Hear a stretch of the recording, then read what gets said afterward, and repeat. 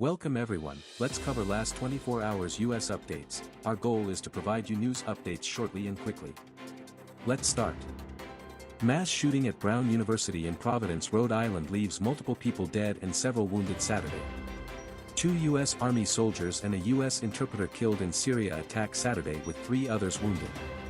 Trump vows very serious retaliation against ISIS after deadly Syrian ambush. Peter Green Pulp Fiction actor found dead in New York apartment at age 60. Person of interest in custody for Brown University shooting as of Sunday morning. Violent crime across U.S. dropped 4.5% in 2024, continuing 3-year decline.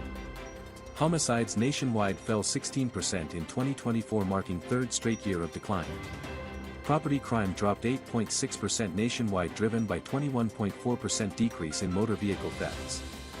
Philadelphia saw a 40% drop in homicides in 2024. New York City recorded 357 homicides through December 15, down 7.3% from 2023.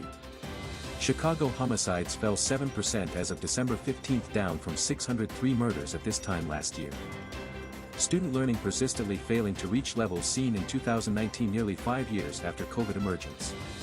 Just under $200 billion in federal assistance to states expired in September. 8th graders in 2024 were still full school year behind in both math and reading compared with 2019. Racial achievement gaps have only grown wider in 2020s, with Hispanic students falling furthest behind. Voters defeated school vouchers wherever they were on ballot in November. Northwestern University reached 3-year $75 million agreement with Trump administration to restore federal funding. Trump administration demanded UCLA pay $1.2 billion to restore frozen research funding. Trump administration has fired or tried to fire many federal staff members who manage federal disability law in schools. King Charles III will speak about cancer diagnosis and recovery during TV broadcast Friday. Third Avatar movie comes out in theaters December 19. Blake Lively and Justin Baldoni shocked Hollywood with legal battle following film It Ends With Us. Lively accused Baldoni of sexual harassment and smear campaign, leading to his dismissal by talent agency. AMC Entertainment CEO Adam Aron suffered minor stroke last month but recovered rapidly. Swiss singer Nemo, who won 2024 Eurovision Song Contest, decided to return winner's trophy. Documents detailing Lawrence Kasdan's career donated to University of Michigan. Wicked continues as major fantasy hit in theaters. Ben Affleck exes Jennifer Lopez and Jennifer Garner join same team for blended family reunion during holidays. Stock prices drifted lower in December, driven by Federal Reserve's outlook for fewer rate cuts. S&P 500 fell 2.5% in just its third negative month of calendar year. Dow Jones Industrial Average performed even worse, losing 5.3%. Nasdaq was exception, gaining 0.5% as technology stocks proved more resilient. S&P hit 57 new highs during calendar year, 5th most in history. Index increased more than 23%, not including dividends, in 2024. Economy added 227,000 jobs in November, surpassing economists' projections. Unemployment rate edged up to 4.2% from 4.1%. Federal Reserve reduced federal funds target rate by 0.25% to range of 4.25 to 4.5%. Fed has now lowered rates by total of 1% this year. 10-year U.S. Treasury yield rose from approximately 4.2% to 4.58% by December 31, 2024. Enterprise adoption of generative AI set to generate $1.02 trillion in revenue by 2032. Boeing posted $16.6 billion loss in third quarter and expects annual loss for first time since 1986. Intel announced layoffs of 15,000 workers in August, and CEO Pat Gelsinger nudged overboard December 1. Researchers found student academic achievement can be substantially increased by renovating HVAC systems. Removing toxic materials on school grounds and replacing roofs improves student performance. Apple AirPods Pro 2 earbuds now turn into inexpensive hearing aids for moderate hearing loss. Software upgrade announced in fall could jumpstart sluggish market for low-cost hearing aids. Federal government began allowing sale of over-the-counter hearing aids in 2022. Israel announced it killed senior Hamas leader who served as one of architects of October 7 attack. Ukraine-Russia peace talks between Zelensky and Trump envoy in Berlin ended after 5 hours.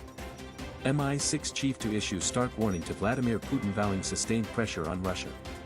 Cambodia shuts border crossings with Thailand as fighting continues. Chile votes in presidential runoff with far-right José Antonio cast favored to win.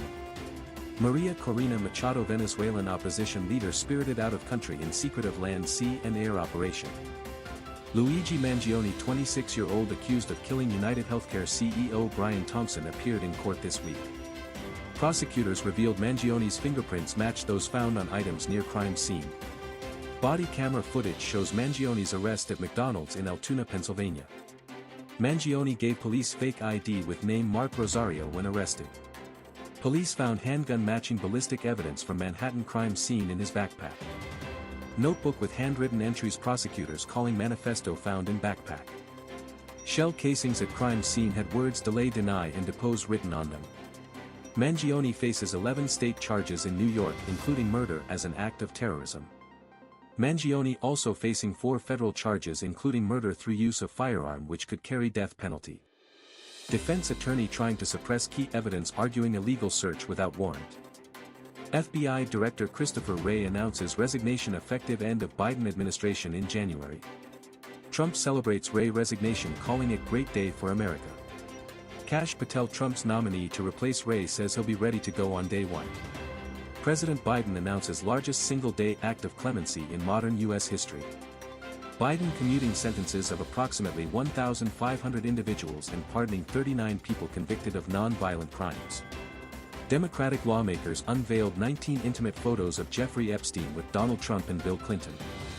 Trump attended 125th Army-Navy football game Saturday at Northwest Stadium in Landover, Maryland. Vice President-elect J.D. Vance invited Daniel Penny to Army-Navy game after acquittal. Penny was acquitted Monday after being charged with fatally choking Jordan Neely. Trump announced Devin Nunes will chair President's Intelligence Advisory Board. Bill White named U.S. Ambassador to Belgium. Edward Walsh picked to serve as U.S. Ambassador to Ireland. 8 of Trump's cabinet picks donated more than $37 million combined to aid Trump. Trump picks meeting with senators this week to build support for confirmations. Pete Hegseth, Trump's pick for Secretary of Defense, met with Senator John Fetterman.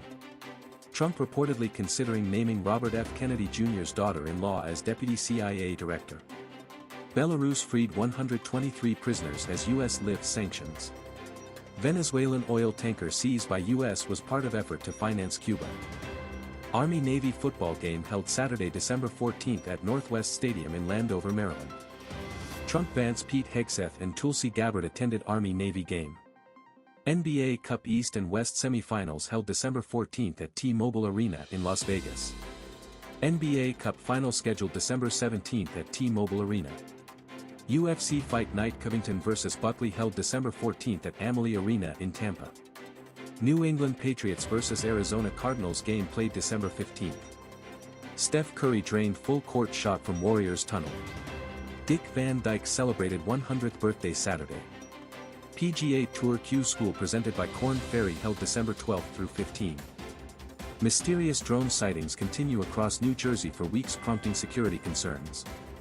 White House says drones don't pose safety threat, but residents want answers. Federal authorities investigating, but no clear explanations for drone activity yet. Some officials calling for heightened security measures as sightings continue. Winter storm warnings and advisories issued across 9 states as up to 14 inches snow expected. Polar vortex will sweep across U.S. this week, bringing record-breaking cold temperatures. Iowa experienced significant ice storm December 14th, with some areas receiving over 1-inch ice accumulation. Cedar Rapids Airport recorded 0.68 inches of freezing rain. That's all for today, thanks for joining, have a nice day.